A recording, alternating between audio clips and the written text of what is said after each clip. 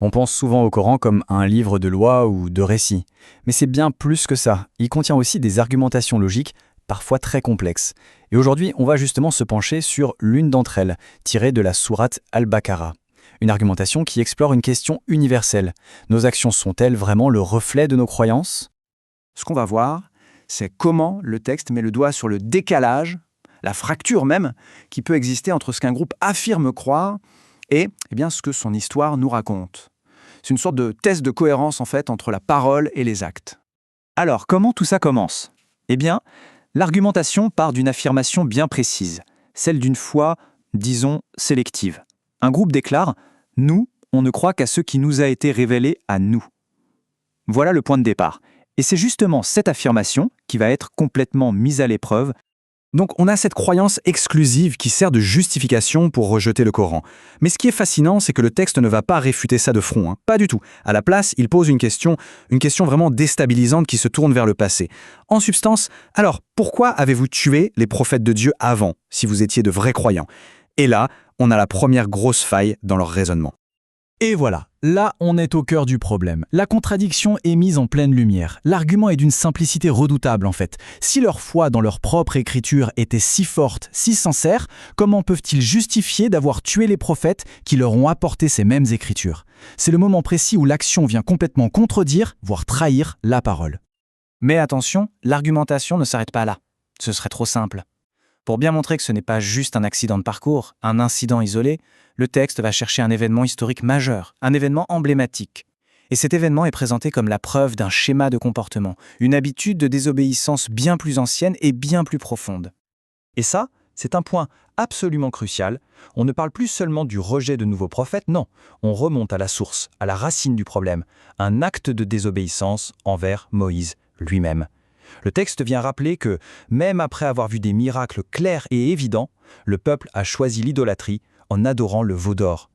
Cette phrase « nous avons entendu et nous avons désobéi » est d'une force incroyable. Ce n'est pas une erreur par ignorance, non, c'est un défi, c'est conscient, c'est explicite. Et c'est dit alors même qu'ils sont face à une manifestation divine. Le verset souligne alors une ironie terrible, presque cinglante. Comment est-ce possible qu'une foi puisse ordonner de telles choses? Cette fameuse expression « l'amour du veau », c'est vraiment la clé pour comprendre la dimension psychologique du texte. On ne parle pas d'un simple faux pas, d'un écart de conduite. Non, c'est bien plus profond. C'est une véritable condition spirituelle.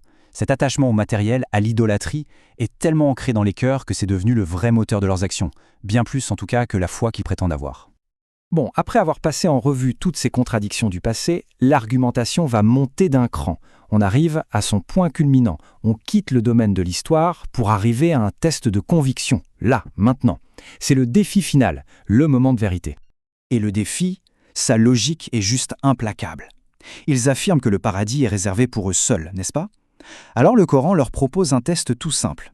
Si cette certitude est si forte, si réelle, pourquoi tenir autant à cette vie? La mort devrait être un passage souhaité, non? Une porte d'entrée vers cette récompense qui leur est garantie. Et la conclusion de ce défi, d'après le texte, elle est inévitable. Ils ne souhaiteront jamais, au grand jamais, la mort. Et pourquoi donc? Tout simplement à cause de la conscience de leurs propres actions. Au fond, la peur d'être jugés est bien plus puissante que leur prétendue certitude d'être récompensés. C'est qui montre bien toute la fragilité de ce qu'ils affirment. On voit bien la progression logique, elle est limpide.